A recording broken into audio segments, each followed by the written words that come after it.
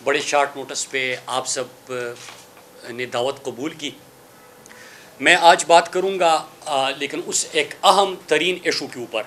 लेकिन उससे पहले मैं कल जो जिस तरह हकीकी आज़ादी मार्च पिंडी पहुंचा और पाकिस्तानी कौम को मैं खिराज तहसीन पेश करता हूं कि पिछले 8 महीने में जब एक रिजीम चेंज ऑपरेशन पाकिस्तान में हुआ और उसके बाद जिस तरह जाली एफआईआर्स, ख़वातीन को, बच्चों को हरासा करना, शेलिंग करना, तशद्दुद करना, इन तमाम चीज़ों के बावजूद कौम ने वाज़े तौर पे पैगाम दिया कि हम खुददारी चाहते हैं, हकीकी आज़ादी चाहते हैं, पाकिस्तान की खुद मुख्तारी पे कोई समझौता हम नहीं करेंगे। मैं इसमें तमाम उन लोगों का शुक्रिया अदा करता हूँ जो मुसलसल मुसीबतें, तकलीफ़ें बर्दाश्त करके भी पाकिस्तान की खुददारी के लिए, खुद मुख्तारी के लिए खड़े रहे। मैं उन सोशल मीडिया के एक्टिविस्ट को भी खिराज तहसीन पेश करता हूँ। उन चंद मीडिया चैनल्स को खुसूसी तौर पे जो आजकल ज़ेर-ए-आताब है, उन अदा करता हूँ कि आप खड़े रहे और एक ही मकसद है कि पाकिस्तान कभी किसी की ग़ुलामी नहीं कर सकता, पाकिस्तानी कौम कभी किसी की ग़ुलामी नहीं कर सकती। और कल जिस तरह लोगों ने रिस्पॉन्ड किया, आप सबका बहुत शुक्रिया। अब मैं आता हूँ ज़रा। कल इस तरह हुआ कि जब हमारा जैसी ही पिंडी में मार्च था तो उसी वक्त टीवी चैनल्स पे ब्रेकिंग न्यूज़ चलना शुरू हो गई थी। और जब मैं जलसे से फारिग हुआ, उस इवेंट से फारिग हुआ, तो मुझे कहा गया कि ज़रा टीवी पे देखे बड़े बड़े मीडिया हाउसेस ब्रेकिंग न्यूज़ चला रहे हैं। और क्या न्यूज़ चला रहे थे कि अरशद शरीफ के कत्ल की तहकीकात में जो फैक्ट फाइंडिंग कमेटी थी, उनकी तहकीकात में इंकिशाफात, बड़ी पेशरफ्त, ये टीवी पे न्यूज़ चल रही है, बड़ी पेशरफ्त अरशद शरीफ का लैपटॉप मुराद सईद के पास है। 1 महीना की तहकीकात के बाद ये खबर आई। अब मैं इसके ऊपर बात करूंगा, लेकिन उससे पहले ये जिस तरह मीडिया ट्रायल हो रहा है और मीडिया खेल रहे हैं, इससे इनकी गैर संजीदगी तो वाज़े है। लेकिन जब अरशद शरीफ शहीद को पाकिस्तान में धमकियाँ मिली और धमकियों के साथ जाली एफआईआर्स उनके ऊपर दर्ज किए गए, उनके ऊपर ज़मीन तंग कर दी गई, जब वो पाकिस्तान से बाहर जा रहे थे, तो आपको याद होगा कि इमिग्रेशन काउंटर से जब वो गुज़र रहे थे तो उनकी वो तस्वीर व्हाट्सएप ग्रुप में शेयर की गई, लीक की गई और मीडिया पे चलाई गई, सोशल मीडिया पे चलाई गई और कहा गया कि वो भाग गया। जिस तरह ये मतलब एक अजीब किस्म की हरकत उस वक्त भी हुई थी। लेकिन जब अरशद शरीफ की शहादत होती है तो उसके बाद आप देखते हैं कि रात को एक प्रेस कॉन्फ्रेंस होती है और उस प्रेस कॉन्फ्रेंस में कहा जाता है कि अरशद शरीफ शहीद का न मोबाइल मिलेगा, न लैपटॉप मिलेगा। उसके हवाले से आज भी सवाल हो रहे हैं और काशिफ अब्बासी ने भी प्रोग्राम में सवाल किया था कि वो इन्फॉर्मेशन किसकी तरफ से दी गई थी और प्रेस कॉन्फ्रेंस किसके कहने पे हुई थी। लेकिन जब अरशद शरीफ का जिस दिन जनाजा हो रहा था तो उस दिन भी भाई, जिस दिन अरशद शरीफ का जनाजा था तो उससे पहले भी, जनाजे से पहले भी प्रेस कॉन्फ्रेंसेस हुई। उससे पहले जो जल्दी में प्रेस कॉन्फ्रेंसेस हुई, उसका जवाब तो मैंने नहीं दिया, आपने अरशद भाई की ज़बानी सुन लिया कि अरशद भाई को किस लेवल के थ्रेट्स थे और उन्होंने वाज़े भी किया, बहुत सारी बातें की, वो आपने खुद सुन ली, मैं उसमें कोई इजाफा नहीं करना चाहता। लेकिन एक बड़ा मीडिया हाउस है, जब अरशद भाई की शहादत हुई तो उसके बाद मेरा एक क्लिप दिखा रहे हैं बार बार और कह रहे कि मुराद सईद को कैसे पता था कि अरशद भाई को थ्रेट्स है और उनकी ज़िंदगी ख़तरे में है। आपने सुन लिया। थोड़ी सी अगर आप सहाफ़त करते, और मुझे गिला भी बहुत है, मैं आज उसका थोड़ा सा जिक्र कर लूँ कि अरशद शरीफ जो हमेशा हर किसी के लिए खड़ा होता था, सहाफ़ियों के लिए खड़ा होता था, इमरान रियाज भी उनके लिए खड़े हैं, लेकिन इमरान रियाज के साथ वो जिस तरह खड़ा था, बाकियों के अगर नज़रियाती इख्तिलाफ भी होता था, सहाफ़त से वो एग्री भी नहीं करते थे, लेकिन फिर भी वो खड़े होते थे लोगों के लिए। लेकिन मुझे दुख इस चीज़ का है कि जब अरशद भाई की थ्रेट्स का हम जिक्र करते थे तो बड़े मीडिया हाउस ने उनकी शहादत के बाद ये सवाल उठा लिया कि इसको कैसे पता था। तो वो भाई बार बार आपको कह रहा है, वो अदालतों के दरवाजे खटखटा चुका है, वो सदर पाकिस्तान को ख़त लिख चुका है, वो सुप्रीम कोर्ट की चीफ जस्टिस साहब से बसत एहतराम दरख्वास्त कर रहा है, अपील कर रहा है। लेकिन मुझे अरशद भाई के कुछ लोग है, सहाफ़ी है, वो दोस्त भी समझते हैं, अरशद भाई के दोस्त थे भी। लेकिन जब ये 8 महीने का मुश्किल तरीन वक्त था पाकिस्तान के सबसे बड़े इन्वेस्टिगेटिव जर्नलिस्ट अरशद शरीफ शहीद के ऊपर, तो उस दौरान भी किसी ने उसका जिक्र तक नहीं किया, उसका पूछा भी नहीं। अगर ये सारे मिलकर भी आवाज़ उठाते तो आपको पता है कि उसका मतलब कुछ ना कुछ उनके लिए आसानियाँ पैदा हो जाती, लेकिन किसी ने जिक्र नहीं किया। लेकिन उसके बाद क्या हो रहा है, मुसलसल अरशद शरीफ का भी मीडिया ट्रायल हो रहा है। नहीं, प्रेस कॉन्फ्रेंस हो गई, जनाजे के वक्त प्रेस कॉन्फ्रेंस हो गई, जनाजा हो गया, प्रेस कॉन्फ्रेंस हो गई, और फिर उसके बाद भी मुख्तलिफ किस्म की चीज़ें हो रही है। अब मैं असल चीज़ों के ऊपर आता हूँ जिसके ऊपर बहस होनी चाहिए, लेकिन उससे पहले इसी दिन जो मैंने आपको दिखाया एक प्रेस कॉन्फ्रेंस का क्लिप कि अरशद शरीफ की ज़िंदगी को कोई ख़तरा नहीं था, हमारे इंफॉर्मेशन के मुताबिक अरशद शरीफ शहीद का वीज़ा ख़त्म नहीं हुआ था। और मैंने पिछली दफ़ा प्रेस कॉन्फ्रेंस की थी और मैंने कुछ सवाल उठाए थे, उसमें एक सवाल ये था कि अरशद शरीफ शहीद जब यूएई में थे तो किसने उनके ऊपर दबाव डाला कि अरशद शरीफ शहीद को दुबई से निकाला जाए, और निकालने पे उनको मजबूर कर दिया गया। और वो मैं अपने सवालात में आगे भी आपको कुछ और सवाल उसमें ऐड हुए हैं, मैं वो आपके सामने रखना चाहता हूँ। लेकिन गलत कहा गया, झूठ कहा गया कि अरशद शरीफ शहीद का वीज़ा ख़त्म हुआ था। उनका वीज़ा ख़त्म नहीं हुआ था, दबाव दिया गया और अरशद शरीफ को वहाँ से जाने पे मजबूर कर दिया गया। लेकिन जो आज मैं जिस हवाले से आपसे बात कर रहा हूँ, मैं सीधा उस पर आ जाता हूँ। कल ब्रेकिंग न्यूज़ चलाई गई कि तहकीकाती कमेटी की तहकीकात में बड़ी पेशरफ्त, अरशद शरीफ का शहीद का लैपटॉप मुराद सईद के पास है और मुराद सईद को FIA ने बुलाया है। पहले तो मैं ज़रा आपको ये बताता चलूँ कि ये दूसरी दफ़ा है कि ब्रेकिंग न्यूज़ और मीडिया से मुझे पता चलता है कि मुझे FIA ने बुलाया। पहली दफ़ा जब मुझे मीडिया से पता चला, व्हाट्सएप के ज़रिए पता चला, तो मैंने उसका जवाब भी दिया और मैं आज आपके सामने वो जवाब भी रखना चाहता हूँ।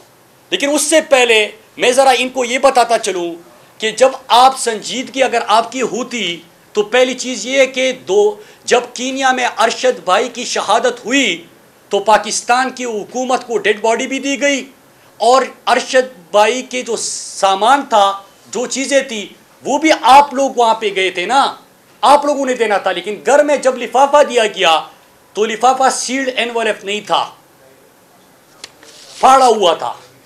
पहली चीज़ इसका जवाब दे कौम को। दूसरा ये कि आप तहकीकाती कमेटी में हैं, आप 2-3 मुमालिक के चक्कर लगा चुके हैं अवाम के टैक्स के पैसे से, और उसके बाद 1 महीना की तहकीकात के बाद आप मीडिया के ज़रिए बता रहे हैं कि मुराद सईद को FIA ने तलब कर दिया, बड़ी खबर है, पेशरफ्त है, ब्रेकिंग न्यूज़ है और इसको बुलाया गया। क्या आप तहकीकात का रुख बदलना चाहते हैं? आपकी ये गैर संजीदगी वाज़ेह करती है, जिस तरह आपके इंटीरियर मिनिस्टर के बयानात हुकूमती तर्जुमानों के बयानात हैं। फिर इसके बाद और क्या होता है कि आपका जो ऑफिसर इस वक्त इन्वेस्टिगेशन में है, ये लेक का प्रोफेशनलिज्म है। अगर आपने मुझे नोटिस भेजना है, मुझे बुलाना है, तो मैं आज आपके सामने बता दूं, मेरे घर असलहा बरदार मोटरसाइकिल रात की तारीकी में ये बैठ सकते हैं मेरे पीछे, और फिर उनको रेड जोन के जरिए फरार भी करा दिया जाता है जब हमारे लोग वहां पे पहुंच जाते हैं। तो आपको तो घर मालूम है, हर रात को बाराती मेरे घर के सामने पहुंचे होते हैं, न सिर्फ FIA बल्कि बाकी इदारों के ऑफिसर उनके मोटरसाइकिलों पे, जाली नंबर प्लेट की गाड़ियों के, वो पहुंच चुके होते हैं। तो आप ये तो करने के लिए कर सकते हैं, लेकिन मीडिया खेल रहे हैं, मीडिया के जरिए बता रहे हैं, ब्रेकिंग न्यूज़ बता रहे हैं। तो पहले तो ये आपका लेक का प्रोफेशनलिज्म है, और आप हुकूमत को तमाम चीज़ें, डेड बॉडी रिसीव करने आप गए थे, वहाँ पे डेड बॉडी आपको मिली, उनका सामान मिला, और आप 2-3 मुमालिक के चक्कर पाकिस्तान के टैक्स के पैसे पे लगा चुके हैं। आप बताए उनका क्या क्या सामान था और किधर था, और वो लिफाफा जब मिला तो सील्ड एनवेलप क्यों घर वालों को नहीं मिला? तो इसका तो आप जवाब दें। लेकिन तहकीकात मैंने तो आपको डायरेक्शन भी दी थी अपने पिछले खत में, आपने मीडिया के जरिए बात की, मैंने आपको खत लिखा, उसमें हालांकि नोटिस नहीं होता, इस तरह घर में दे देते हैं, एड्रेस आपके पास है। फिर उसके बाद क्या होता है, मैंने आपसे चंद सवाल पूछे थे ताकि आपकी डायरेक्शन ठीक हो, ताकि अरशद शरीफ शहीद के कातिलों तक आप पहुंचे। और पहले सवाल एक सवाल ऐसा था जिसके ऊपर थोड़ा सा काम हुआ और आपको इशारे मिलने लगे। लेकिन मैं वो क्वेश्चन ज़रा रिपीट करना चाहता हूँ, फिर उसके बाद मैं आज आपसे एक अहम तरीन बात करने जा रहा हूँ। पहला सवाल मेरा ये था कि अरशद शरीफ शहीद के ऊपर 16 जाली FIR किसने दर्ज किए थे और उसके कंप्लेनेंट कौन थे।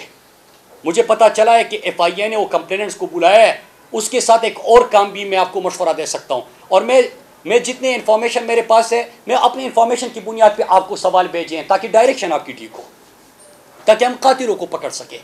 पाकिस्तान का सबसे बड़ा नाम हुब्बुल वतन, शहीदों का वारिस हमसे छीना गया है, ताकि हम उनके कातिलों, हमने तो उनकी ज़िंदगी में जो वो फरियाद कर रहा था तो उनको तो इंसाफ नहीं दे सके। कम अज़ कम उनकी वालदा जो फरियाद कर रही है उनको तो आप कम अज़ कम कातिलों को तो पकड़ सके। पहला सवाल, 16 जाली FIR किसके कहने पे हुए थे, कंप्लेनेंट्स कौन थे, और उन कंप्लेनेंट्स का कॉल रिकॉर्ड आप निकाले कि उनको किसने कहा था कि आप अरशद भाई के खिलाफ कंप्लेनेंट बने और फिर उनके ऊपर आपने जाली FIR दर्ज किया। दूसरा सवाल कि अरशद शरीफ को यहां पे पाकिस्तान में धमकियां कौन दे रहा था।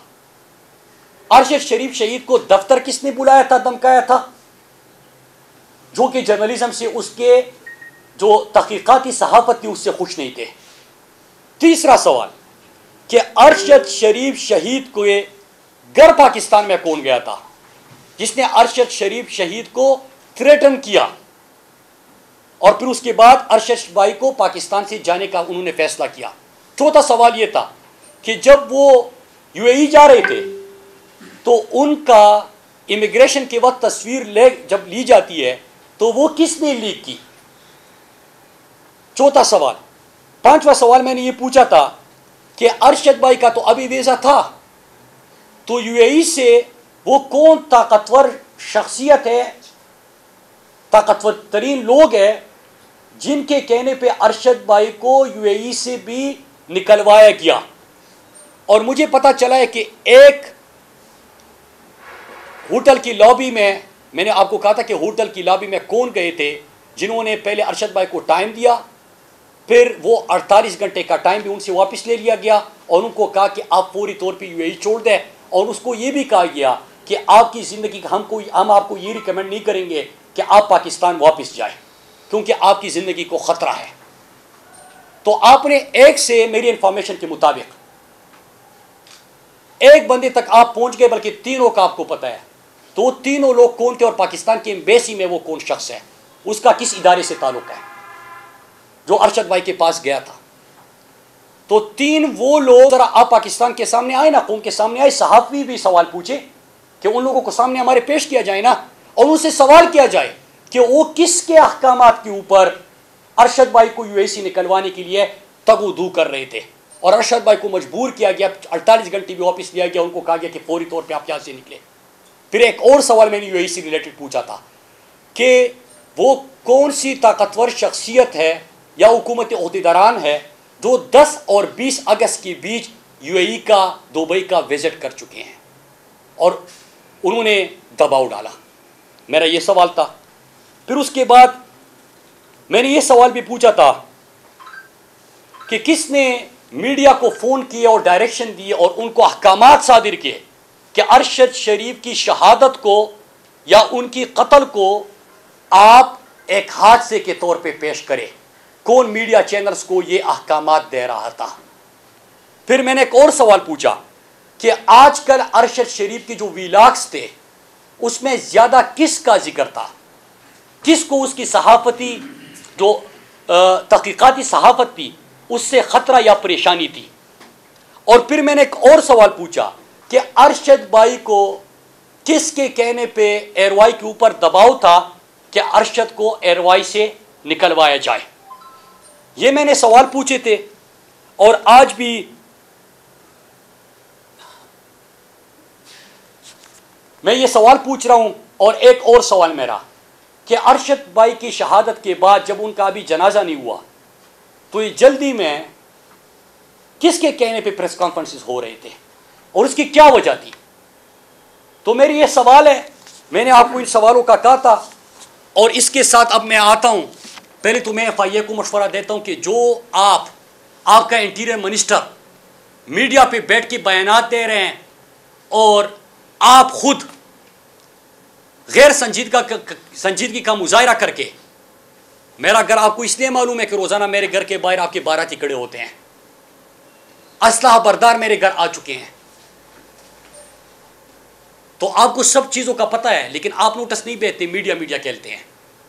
तो मैं आपसे ये सवाल करता हूं, बल्कि मैं आपको बताता हूं कि कौम के सामने ज़रा बताइए ना, जो अरशद भाई की फैमिली को आप बताते हैं। आप जब यूएई गए थे तो आपने क्या देखा? अभी रिसेंटली आप यूएई गए थे, आपने क्या देखा था, क्या महसूस किया था, आपको क्या पता चला? वो लोग कौन थे, किसका दबाव था? कौम के सामने ये प्रेस कॉन्फ्रेंस करे, कौम ये जानना चाहती है। बयान ये मत के ले। एक कीमती जिंदगी जिसका अजाला ही मुमकिन नहीं है, हम अरशद भाई को खो चुके हैं। वो असासा था इस मुल्क का, इस कौम का, लेकिन फिर भी आपको उसके जाने के बाद भी चैन नहीं है। रोजाना प्रेस कॉन्फ्रेंसिस कर रहे हैं, ब्रेकिंग न्यूज बना रहे हैं। जरा कौम के सामने बताए, हकायक बताए, सच बताए। और जो अभी तक आपको डाउट्स लग रहे हैं और जो आपने बताया भी है ऑफ द रिकॉर्ड मीडिया पे, तो आप कुछ और बताते हैं, जरा वो भी इनके सामने रखे।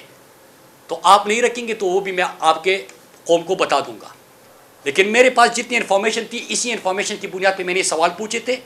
अगर आप संजीदगी के ऊपर इसके जवाब ढूंढे तो आप अरशद भाई को धमकाने वालों, अरशद भाई को एयरवाई से निकलवाने वालों, अरशद भाई को कत्ल की धमकियां देने वालों, अरशद भाई मुल्क छोड़ने पे मजबूर क्यों हुआ, ये तमाम हकायक आपके सामने आ जाएंगे।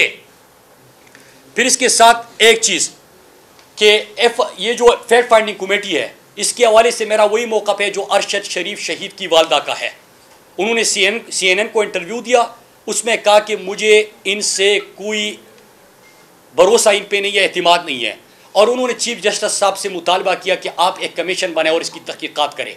आज मैं एक और चीज़ भी बताना चाहता हूँ, चीफ जस्टिस साहब, मैं भी अरशद भाई की तरह आपसे बसद एहतराम कहता हूँ कि हमने अरशद शरीफ शहीद ने अपनी ज़िंदगी में आपसे बार बार अपील की, बसद एहतराम आपको पुकारते रहे। वो अपने थ्रेट्स के हवाले से, उनके ऊपर जाली FIRs के हवाले से, उनको टार्चर करने के हवाले से वो आपको बार बार बताते गए, वो आपको बार बार अपील करते गए। वो इस दुनिया से चले गए, लेकिन उनकी दरख्वास्त किसी ने नहीं सुनी, उनकी अपील किसी ने नहीं सुनी। लेकिन आज उनकी वालदा ने आपसे अपील की है। खुदा के लिए उनकी वालदा की बात तो सुने। पाकिस्तान की 22 करोड़ अवाम और पूरी सहाफ़ी बरादरी इस वक्त आपको देख रही है कि आप उनकी वालदा को सुने, उनकी फरियाद को सुने, आप कमीशन बनाए। और मैं एक और चीज़ का आज इजाफा करता चलूँ कि अरशद शरीफ शहीद ने खुद बताया कि जो अब इस्लामाबाद हाई कोर्ट के चीफ जस्टिस साहब थे और अभी वो सुप्रीम कोर्ट चले गए हैं, अतर मिनल्लाह साहब, उन्होंने जिक्र किया था, अतर मिनल्लाह साहब की अदालत में वो पेश भी हुए थे और अतर मिनल्लाह साहब के हवाले से उन्होंने कहा था कि मैंने उनको वो सबूत भी दिखा चुका हूँ अतर मिनल्लाह साहब को कि किसके कहने पे ये सब कुछ हो रहा है, किस तरह हो रहा है। वो अरशद शरीफ शहीद ये कह रहे हैं, तो वो सबूत भी दिखा चुका है।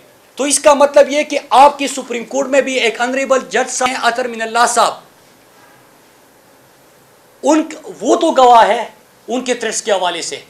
तो ज़रा उनसे मशवरा करके, उनसे चीफ जस्टिस साहब, मैं बसद एहतराम आपसे अपील करता हूँ अरशद भाई की वालदा की बिहाफ पे, जिस तरह उन्होंने आपसे अपील की है पूरी कौम की बिहाफ पे, कि आप खुदा के लिए इसकी तहकीकात करें, आप कमीशन बनाए और अरशद भाई के कातिलों को पकड़े।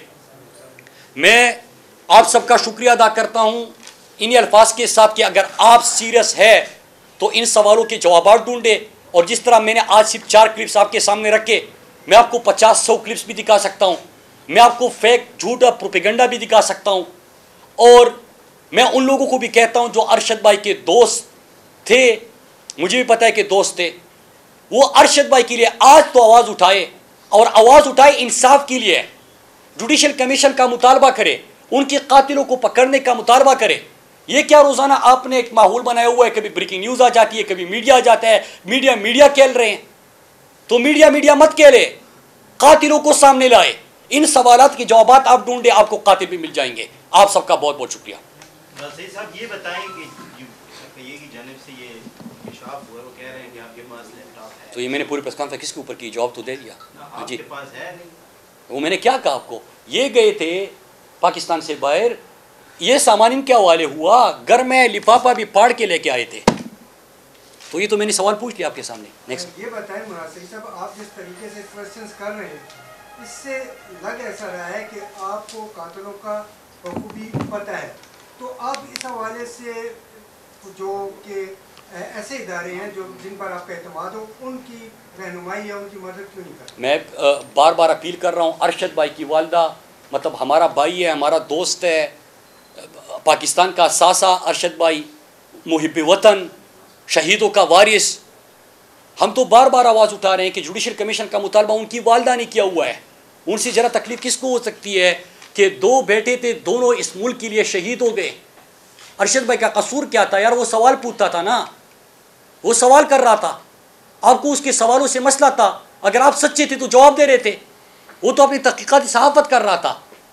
अरशद भाई के जर्नलिज्म के हवाले से, इन्वेस्टिगेशन के हवाले से कोई भी उंगली नहीं उठा सकता।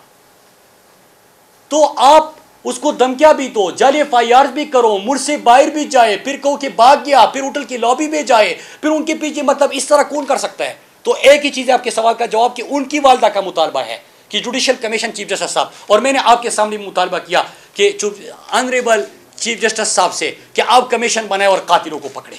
तो यही तो मैं बार बार कह रहा हूँ। मैं सवाल भी इसलिए पूछ रहा हूँ, एक सवाल के ऊपर इन्होंने होटल की लॉबी में, मैंने आपसे पिछली दफ़ा कहा था कि किसने मुलाकातें की थी, ये एक बंदे का इन्होंने बता दिया कि कौन था। इनको ये भी पता है कि सिफारत खाने में कौन है।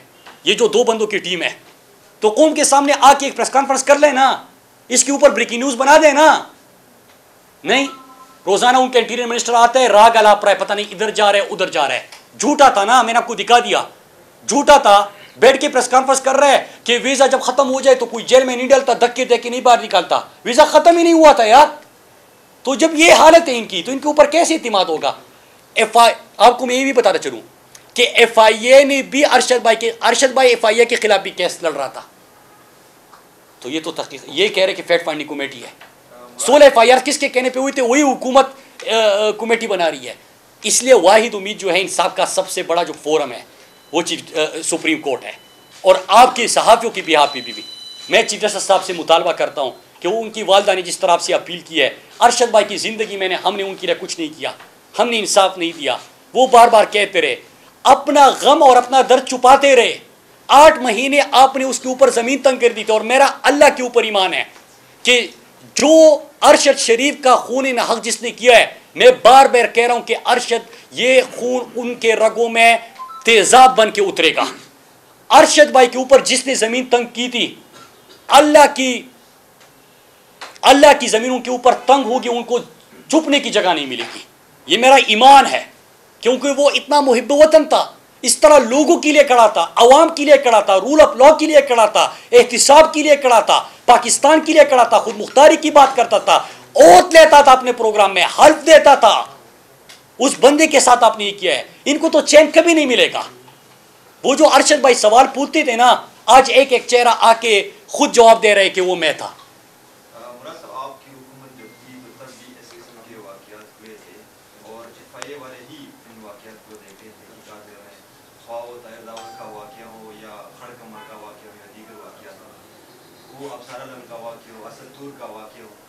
क्या ये जो FIA टीम को आज आप कह रहे हैं कि ये पेशेवर नहीं है, पेशेवराना कमजोरियां हैं इसमें, उस वक्त भी क्योंकि वो तहकीकात भी अभी तक कंप्लीट नहीं हुए, ना मुकम्मल इसके कोई रिजल्ट सामने आए?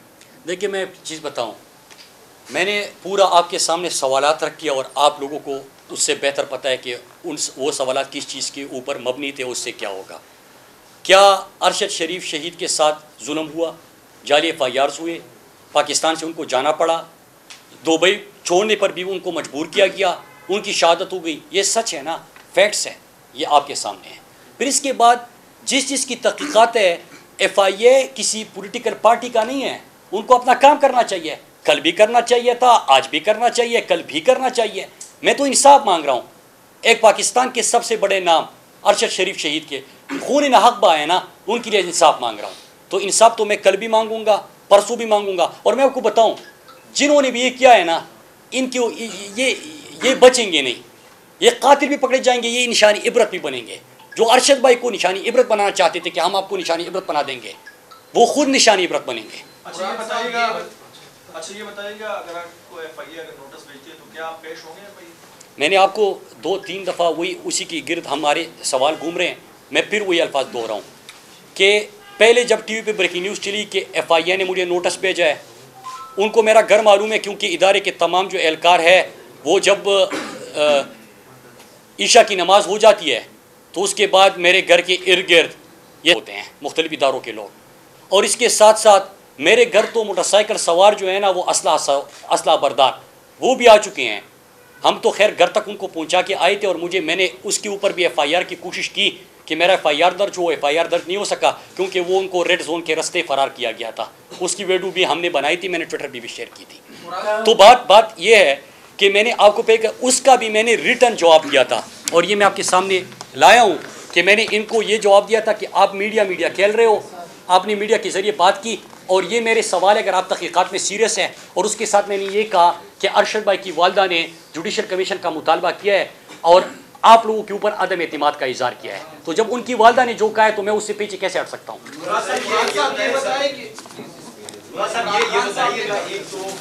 जो ALY के CEO जो है सलमान इकबाल के ऊपर बहुत सवाल उठ रहे हैं और उसके बारे में ये भी बताया जा रहा है US में हमारे कुछ अहम इदारों के सरबराह से हुई उनकी मुलाकात हुई थी, नूरानी ने ट्विटर पे उतारे हुए आपको। दूसरी बात ये कि सर जिन लोगों की मेज़बानी कर रहे थे श्रीलंका में वो उनके भी मतलब वो सलमान इकबाल के साथ कॉन्टेक्ट थे, उनके अरशद शरीफ साहब के साथ आपके भी क्लोज ताल्लुक थे, तो बताया था कि वो लोग कौन थे या जाने से पहले कोई राब्ता हुआ? देखिए मैंने आपको देखिए मैं फिर बताऊँ कि ये तो इंटीरियर मिनिस्टर की हालत है कि जनाजा हुआ नहीं है। और मैंने आपको पिछली दफ़ा भी कहा था कि जब आपकी दुश्मन के साथ भी लड़ाई होती है तो जब वो लाशें पड़ी होती है तो सीज़ फायर होता है कि पहले लाशें उठा ले फिर उसके बाद फिर जंग शुरू हो जाती है।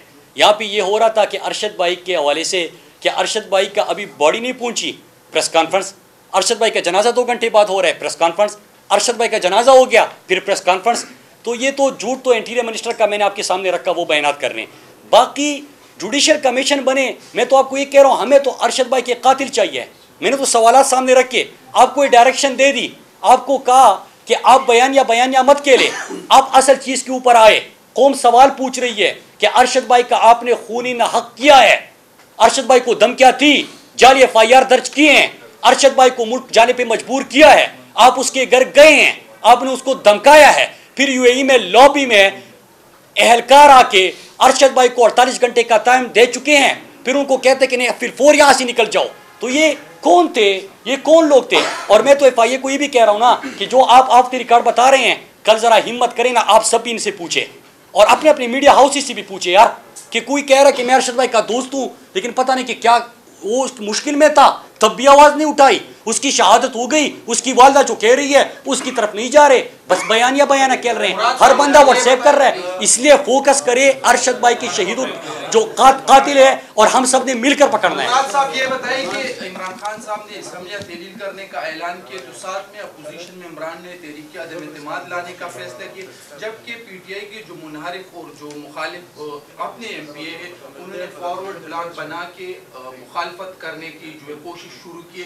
तो ऐसा ना हो कि असम्बलियां तहलील करने के चक्कर में 2 सूबाई घूमते चली जाएगी। देखिए इस तरह है ना कि ये मैं तो खैर अरशद शरीफ शहीद के हवाले से और जो so called fact finding committee है उसके हवाले से फोकस हूँ, लेकिन जो आपने सवाल किया है ये बात अभी हुकूमतों से और मैं बार बार बयानियों का जिक्र कर रहा हूँ, इससे बहुत आगे निकल चुकी है। ये हकीकी आज़ादी की तहरीक है। यहाँ पे 75 खाला शख्स उनके पोते पोतों के सामने उसको तशद्दुद का निशाना बनाया गया, यहाँ पे लोगों को नंगा किया गया, यहाँ पे और ऐसे इक़दाम किए गए कि पूरी इंसानियत की उसके ऊपर शर्मिंदा है।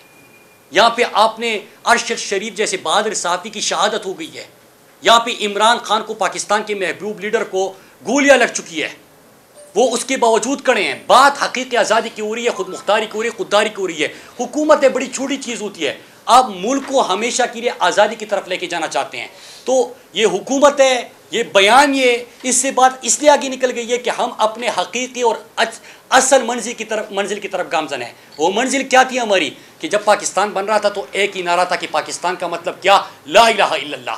आप उस मंजिल के जानिब बढ़ रहे हो तो बात उससे इन ये हुकूमत ये बड़ी छोटी छोटी चीज़ है, इससे बड़ी आगे निकल गई।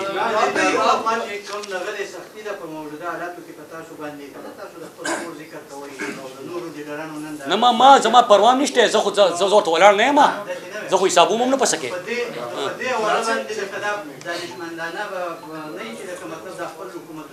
नहीं वो खबर तो कम ये खबर तो कम इसी कर उर्दू में बोलो। देखिए सिंपल सी बात है, ये चापे मारे, असला बरदार बंदे भेजे, मोटरसाइकिल सवार भेजे, ये तशद्दुद वगैरह जो आपने बताया, हमले हो, वो भाई यार आप मुल्क को अपनी असल मंजिल की तरफ लेके जाना चाह रहे हैं। मैं बार बार कहता हूँ, मैंने कल भी तकरीर में कहा था कि अगर मुल्क से मोहब्बत करना बगावत है, हम बागी है, जो करना है उखाड़ लो। अगर मुल्क के लिए आईन और कानून की बात करना बगावत है, हम बागी है। अगर अपने लोगों की बात करना बगावत है तो हम बागी है। अगर अमेरिका की गुलामी तस्लीम ना करना बगावत है तो हम बागी है। यार वो लोग गद्दार है ना जिसने मेरे मुल्क का सौदा किया, जिसने अमेरिकी साजिश में सहूलतकारी का किरदार अदा किया, जो अमेरिका साजिश का हिस्सा बने, जिन्होंने मेरे मुल्क के आईन और कानून को तोड़ के लोगों के ऊपर ये जुल्म किया, तो वो गद्दार है। तो बात यह है कि जब आप इनकलाब में जाते हैं, बड़ी बात है। आप ये समझें, ये जो हक है ना, हक पे खड़े रहना और हक को बोलना, ये दूर से लगता है तन्हा हो गए लोग। आप खान साहब को देखें, तन्हा दिखाई देने, सारी जमातें मिलकर उनके खिलाफ हैं, लेकिन आज भी पाकिस्तान की आवाम उस हक की आवाज़ के पीछे जो है 80% से ज़्यादा आवाम उनके साथ है। सेम एग्जैक्टली इसी तरीके से बोल की कहानी है भाई, बिल्कुल अलग आपको तन्हा दिखाई देगा, हर जगह आपको खड़ा हुआ नजर आएगा, हटेगा नहीं किसी चीज़ से। और उसके साथ भी 80% आवाम अगर आज आप देखें तो उसे बोल दिख रही है। जाली केस है ना, ये हम पे उस वक्त बनाए गए थे जब हुकूमत यही थी, इन्हीं लोगों की हुकूमत थी ना। और ये जाली केस, इनको मैं नहीं कह रहा इस केस को जाली केस, इनको पाकिस्तान में क्या पूरी दुनिया में एक ऐसा शिकायत कुंदा नहीं मिला, एक ऐसा कंप्लेनेंट नहीं मिला जिसने ये कहा हो कि हमारे साथ फ्रॉड हुआ है। तो ये खुद ही बन गए कंप्लेनेंट, और ये खुद ही इन्होंने खुद ही इन्वेस्टिगेशन की, उसकी खुद ही तफ्तीश भी की, यानी कि कंप्लेनेंट भी है, इन्वेस्टिगेशन ऑफिसर भी है। और इन द एंड इन्होंने फिर उसके बावजूद ये कोर्ट में जमा कराया कि जी ये केस जाली केस था और इसमें किसी किस्म जो कुछ एग्जैक्ट कर रहा था सब लीगल। ये मेरी बात नहीं है, ये इनके इन्वेस्टिगेशन ऑफिसर की बात। सबसे ज्यादा व्यूज और सबसे ज्यादा रेटिंग के साथ बोल आज भी रहा नंबर 1 पर। सब्सक्राइब करें और बेल दबाएं ताकि कोई खबर रह न जाए।